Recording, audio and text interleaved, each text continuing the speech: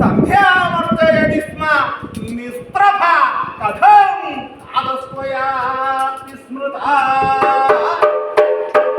രാവണ ആരാണ് എന്റെ രാമൻ എന്നുള്ളതാണെങ്കിൽ സയേവ രാമ, അദ്ദേഹമാണ്. ഇദ്ദേഹം ചാടിക്കൊന്ന് പറയുക, ഒരാളെ ധൈര്യപ്പെടുത്തുക. അദ്ദേഹമാണ് അപ്പൊ ഇദ്ദേഹമാണ്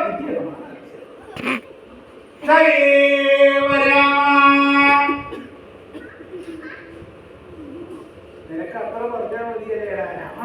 അതുകൊണ്ടാണ് ഈ നിനക്ക് മനസ്സിലാക്കണമെന്നുണ്ടെങ്കിൽ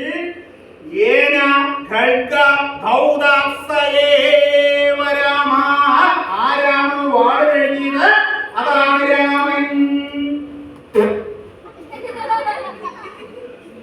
വാട് കഴിക്കുകയാണ് രാമൻ. നീ കുറച്ച് കുന്തം കഴിക്കുകയാണ്.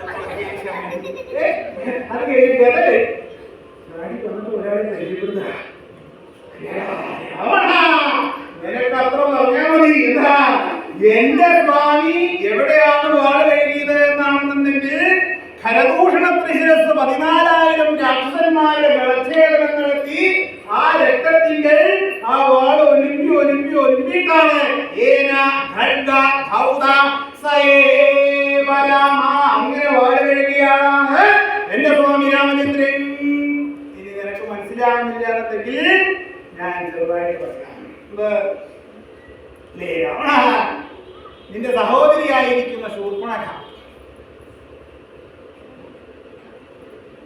കുറച്ചുപേരായി നടക്കാൻ തുടങ്ങിയിട്ട് ശൂർപ്പണഖ ഇവിടെ വന്നില്ല. അവക്ക് വിവാഹപ്രായമായി. സാധാരണ പെൺകുട്ടികളൊക്കെ വിവാഹപ്രായമായി കഴിഞ്ഞാൽ വന്ന് പറയുക ചെയ്യുക. അതുപോലെ തന്നെ ആ ശൂർപ്പണഖയും നിന്റെ സമീപത്തിന്റെ വന്ന് പറഞ്ഞു, അല്ലെ എനിക്ക് വിവാഹം കഴിക്കണമെന്ന് മോഹമുണ്ട് എന്നൊക്കെ പറഞ്ഞ സമയത്തിങ്കിൽ അല്ലേ നിന്റെ സഹോദരിയായിരിക്കുന്ന ശൂർപ്പണഖയുടെ സൗന്ദര്യ നിമിത്തമായിട്ട് ആരും വരാറില്ല. അതെന്താ? സൗന്ദര്യം വിളിക്കുക. കറുത്തിരുന്ന് കുറഞ്ഞ അക്കണ്ണന്മാരുടെ ചിക്കൻ നേരെ വെച്ച് കോന്ത്രമിനും കോമ്പൊക്കെ ആയിട്ട് കറുത്തിരുന്ന് കുറഞ്ഞിരുന്നതാണ് പുറത്താൻ കണ്ടെഴുതാൻ എല്ലാവരും തിരിച്ചിരിക്കുക. അങ്ങനെ ഇരിക്കുന്ന സമയത്തിങ്കൽ അല്ലേടാ നീയ് എന്താ ചെയ്യേണ്ടത് ആലോചിച്ചു.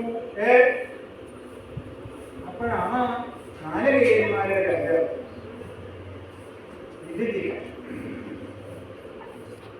യുദ്ധം ചെയ്യാന് 1.25 കാലുണ്ട്. ഒരു മണ്ണ് പിടിച്ച ചട്ടുവോ പോലൊരു വാളുണ്ട്. അതുകൊണ്ടാണ്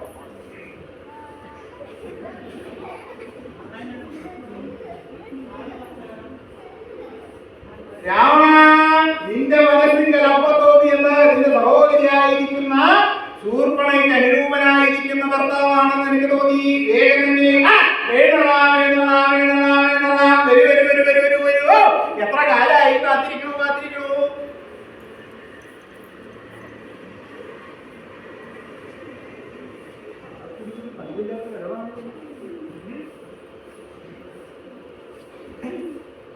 എന്നിങ്ങനെ കേമായിട്ട് ആരും സ്വീകരിക്കാറില്ല.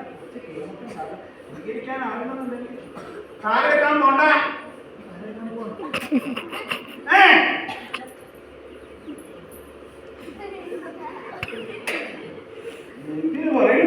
രാവണ നിന്റെ മനസ്സിങ്കൽ അപ്പ തോന്നി കണക്കിന് എന്താ ഇവയെ കൊണ്ട് വേണം തന്റെ സഹോദരിയായിരിക്കുന്ന ശൂർപ്പണഖയെ വിവാഹം കഴിപ്പിക്കാനുള്ളത്.